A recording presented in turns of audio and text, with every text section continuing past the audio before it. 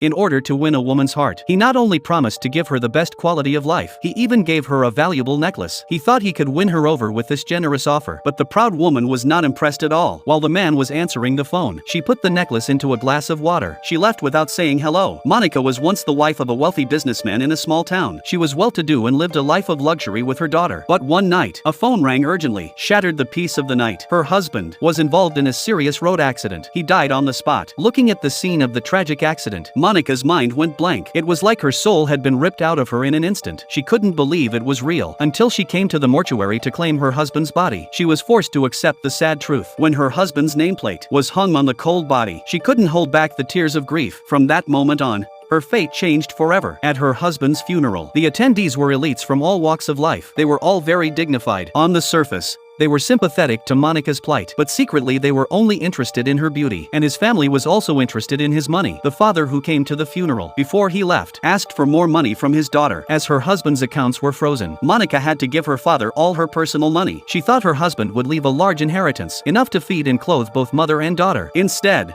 she was told by her lawyer that not only was there nothing in her husband's account, instead, he was left with $500 million in debt from failed investments during his lifetime, and he had mortgaged his only valuable house to the bank. Not only did Monica not receive any of her inheritance, she was left with a huge debt. Monica's life was plunged from heaven to hell. But this woman with a strong heart decided to face it all. In order to ease the financial pressure, Monica had no choice but to sell her husband's birthday present, a luxury yacht, to Jack, a lawyer, for a fraction of the price. Then she sold all the family's expensive furniture. But that was just a drop in the bucket. So he held a private auction at his home. He sold all his favorite jewelry and clothes. But the so-called high rollers did the worst of the worst. Not only did they show no compassion for Monica in distress, instead, they undercut the prices like crazy. Some even took a liking to Monica's evening gown.